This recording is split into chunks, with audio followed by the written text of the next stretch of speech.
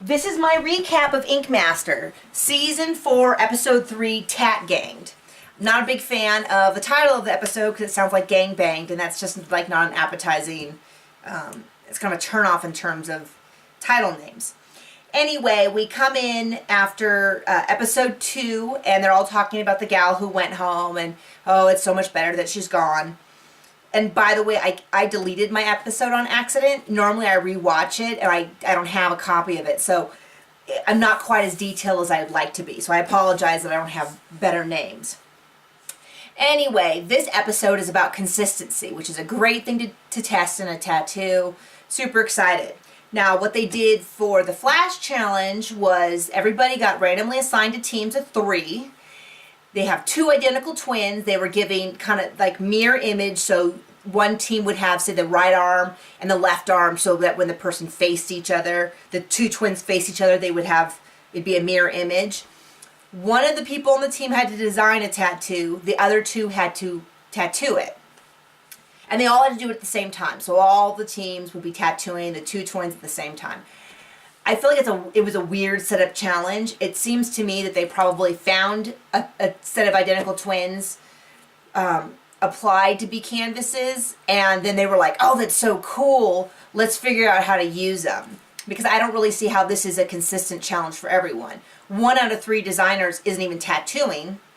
They are just designing something, and then the other 2 are tattooing. I don't know. It seemed like a weird, it wasn't a bad challenge. I mean, I didn't dislike it. It just didn't necessarily seem like it was the best test of consistency. Just my opinion. Anyway, so this is where we see, they all did tattoo at the same time. So we see David, who I guess last year was run over on his motorcycle, but was hit by a car, run over by a car, and broke his back, and so he's in a lot of pain. He had kind of a, they had to scrunch in together so they could all do different areas, and he was just complaining about, his back was just really, really killing him, which, seems totally legitimate. And later on that night, he gets what appears to be a very painful shot from a doctor to try to kind of push his way through the competition. And at least one set of the designers, one of the designers decided that he was going to use a different color for his tattoo. Like, they agreed on this one color, and then when he went to tattoo it, he was like, nah, I'm going to use something different. And his team calls him out, like, why would you change, not tell us? He's like, well, I just thought it'd be better. They're like, yeah, but the tattoos are supposed to match. So if you use a different color, they're not going to match. And he's like, oh, And that's the dude that looks like a 50s greaser. I don't know his name, sorry. But anyway, most of the tattoos were really good. I was pretty impressed. As artists, it seems like they would all put their own personal flair on tattoos, so to get them to match up with someone else, I thought they did a pretty good job. Anyway, the winning team gets to sign the canvases as a team, and the main challenge, the elimination challenge, is geometric tattoos. Now, that seems like a more vague category than, say, a pinup. You say a pinup tattoo, we all know what that means. A realistic portrait, we know what that means. Old school has a set rules. Now, a geometric tattoo, I don't think is as much a style of tattoo as a description of a tattoo, which is fine. I mean, I think it's a great way, though, to test consistency, because assumably a geometric tattoo would have a lot of lines, straight lines, consistent curves, consistent corners. The human eye is really good at telling 90-degree corners. It just, I guess maybe because it just, we see them everywhere, that if something's off even by a little bit, the eye can really see it. Repeated designs, it's really easy to see if something's off. So I thought it was a great challenge. But the funny thing was, when they went down the line, everybody had these terms for what they wanted, and no one knew what they were talking about. Like, what? So I was really excited about it because I'm a total math nerd, but I didn't know what most of them were. So the one thing that they kind of used was placement, like where people wanted it. And something that really confused me is one guy wanted something on his butt.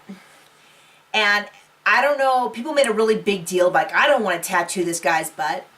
I would have assumed that that was just part of the job that you just got over, where you're like, I may not like touching someone's butt.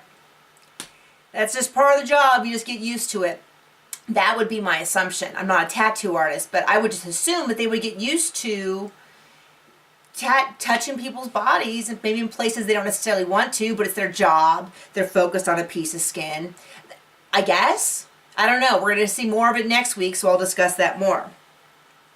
So anyway, everybody gets their tattoos, and they start working on them. We get all the way through, and Sausage and Scott are on top. Great designs. And Sausage gets to put someone on the bottom. He wins, so he gets to put someone on the bottom. Now, David is the one who has the broken back.